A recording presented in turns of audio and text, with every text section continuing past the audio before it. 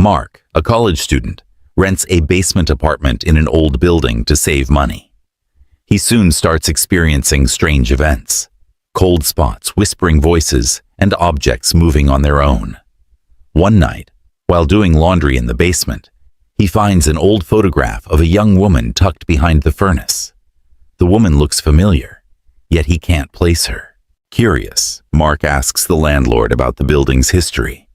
The landlord is hesitant, but eventually reveals that a woman named Sarah once lived in Mark's apartment and mysteriously disappeared years ago.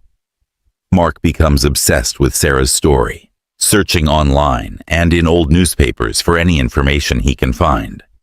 He learns that Sarah was involved in a secret relationship with the landlord's son, who died in a car accident. Heartbroken, Sarah became reclusive and was last seen entering the basement, never to be seen again. As Mark delves deeper, the paranormal activity intensifies. He hears Sarah's voice calling his name and sees her apparition in mirrors and windows. One stormy night, Mark wakes to find Sarah's ghost standing at the foot of his bed, pointing toward the basement. Gathering his courage, Mark follows her to a specific spot on the basement floor.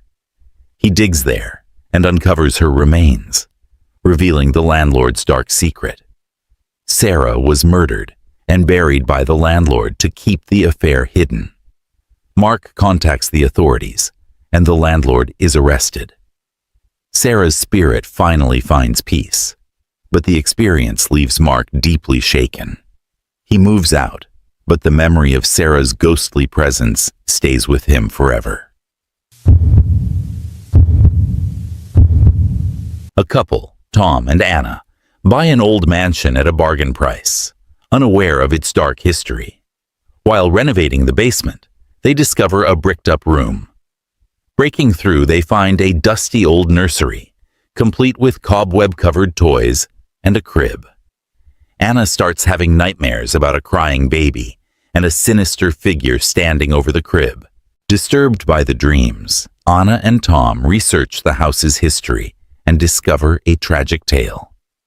The previous owner, a wealthy businessman named Harold, had a secret affair with a maid, resulting in a child.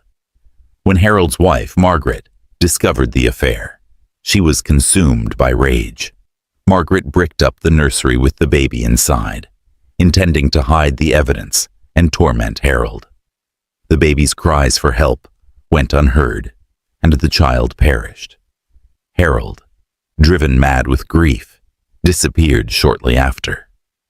As Anna's nightmares intensify, she begins to see the ghostly figure of a woman, presumably Margaret, wandering the halls. One night, Anna wakes to the sound of a baby crying and follows it to the nursery. There she sees the ghost of the baby in the crib, reaching out to her. The sinister figure of Margaret looms nearby, her face twisted in guilt and rage. Determined to end the haunting, Anna and Tom perform a small memorial service for the baby, placing flowers and a teddy bear in the crib. As they do, the temperature in the room drops, and they hear a whisper, "Thank you." Margaret's ghost appears one last time, her expression softened, before fading away. The house feels lighter, the oppressive atmosphere lifted. Anna and Tom finally live in peace, their experience a sobering reminder of the mansion's dark past. They document their story, hoping to warn others about the dangers of Brookside Manor and the importance of uncovering the truth behind such tragic events. The story concludes with the couple finding peace, but remaining haunted by the memories of the mansion's tragic history.